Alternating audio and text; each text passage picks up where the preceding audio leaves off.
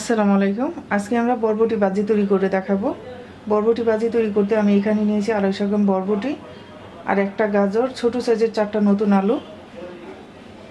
আলু, গাজর, বরবটি আমি এইভাবে কেটে নিয়েছি। চুলায় আমরা একটা কড়াইতে দিয়ে দিচ্ছি 4 টেবিল চামচ তেল। তেলটা গরম হয়ে গেছে, দিয়ে দিচ্ছি হাফ চামচ আস্ত জিরা, হাফ চামচ রাঁধুনি, দিয়ে দিচ্ছি মিডিয়াম সাইজের 2টা পেঁয়াজ কুচি। পেঁয়াজটা হালকা ভেজে নেব।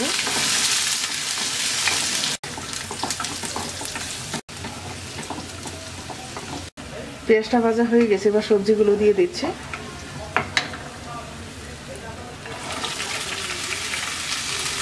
দিয়ে দিচ্ছি 5-7টা কাঁচামরিচ ফালি, হাফ চামচ হলুদের গুঁড়া, স্বাদ মতো লবণ,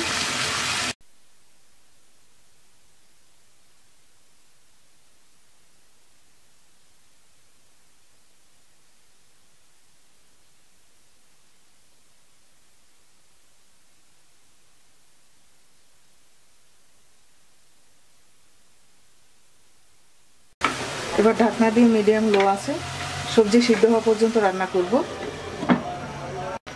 ঢাকনা খুলে নেড়ে দিচ্ছি।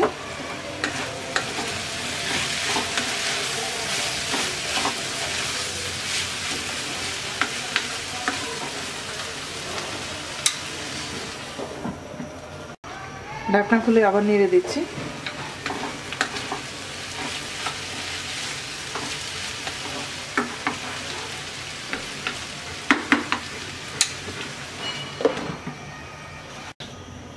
আমাদের সবজি সিদ্ধ হয়ে গেছে, এবার আমরা ধনেপাতা কুচি দিয়ে মিক্স করে নামিয়ে নেব।